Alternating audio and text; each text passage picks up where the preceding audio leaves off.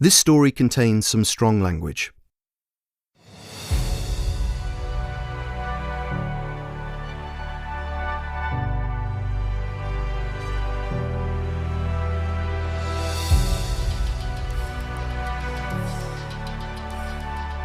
Day 20. Constellation.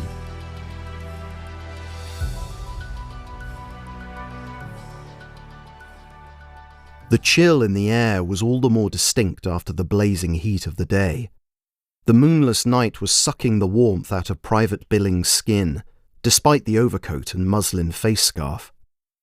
He knew if he moved, got his blood pumping, he might be all right, but he had to stay still and watch. He was looking over a dune at the German airfield his squad had been tasked with taking out. He was relieved at how quiet it was, as he knew Corporal Mann must already be down at the wire by now, and so had avoided the spotlights and dogs so far. So far.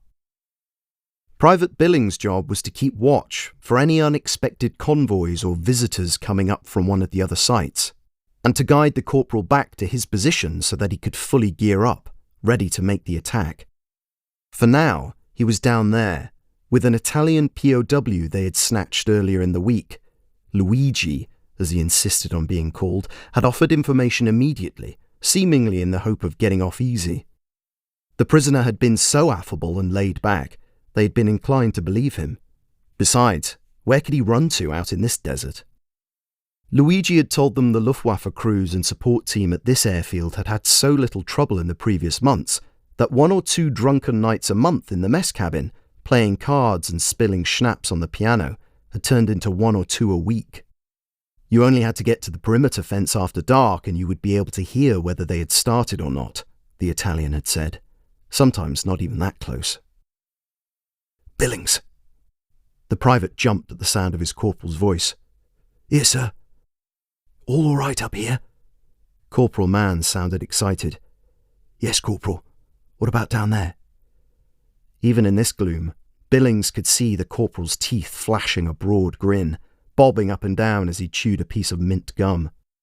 He'd apparently taken a liking to it after spending time with some Americans on a previous trip home to London. Rumour had it, he stuffed his bedroll with the stuff. Get the sticky bombs ready. E tu, siediti et stai zitto. Billings had forgotten all about their informant, who shrugged at the corporal's order. Corporal Mann pointed at the sand and mimed a zip across his mouth with his finger. Luigi shrugged, sat down, and started packing his pockets. Non pensarci nemmeno, hissed the corporal. For Christ's sake, don't let him smoke up here. Luigi raised his eyebrows theatrically and held up his hands, apparently realising his faux pas. A mistake that could get us all killed, thought Billings.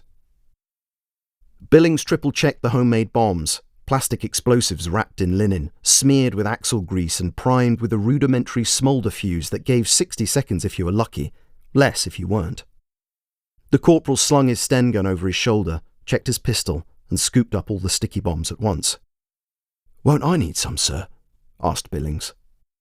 The corporal's face bunched up into that look that all his men hated, the one that said, what kind of idiotic question is that? You're not coming, Billings. You're to stay here and watch the Italian.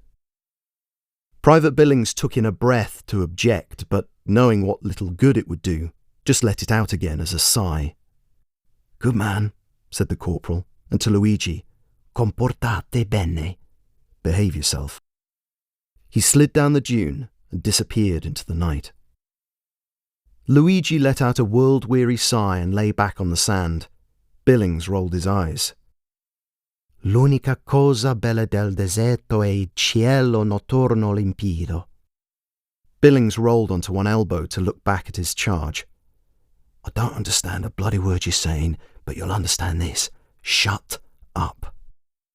Luigi pretended he didn't. Private Billings enlisted the international finger on lip. Shh.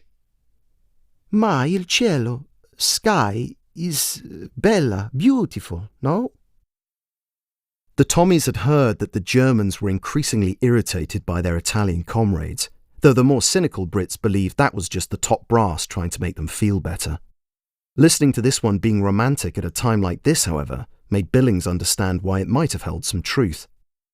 His eyes drifted upwards all the same, at the bright pinpricks hanging over the watchtowers and Messerschmitts. The Italian had a point.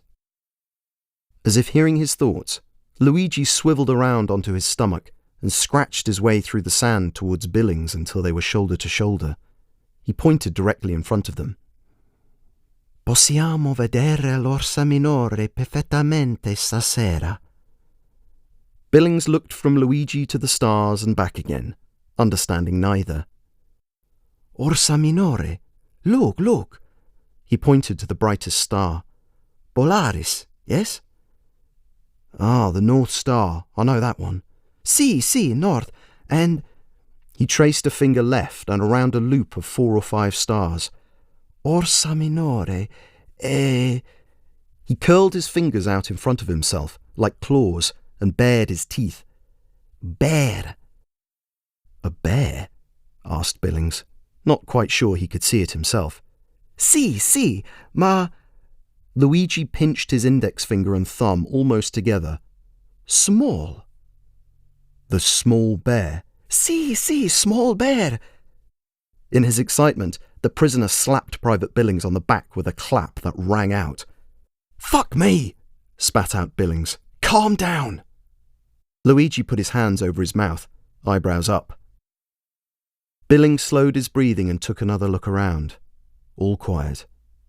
He looked up again at Orsa Minore, trying to imagine an animal. It certainly reminded him of a fox with a tail or a tadpole. It struck him that all the men down there at the airfield could be looking up at the same stars, oblivious to what was going on. That Luigi had grown up looking at them in Italy. They were shining down on Billings' parents and his brother somewhere. All the way up there, they were looking down on all this madness, and it wouldn't matter to them one jot. There was a boom, then another. Flashes of orange light and a huge plume of smoke rose up and covered the stars.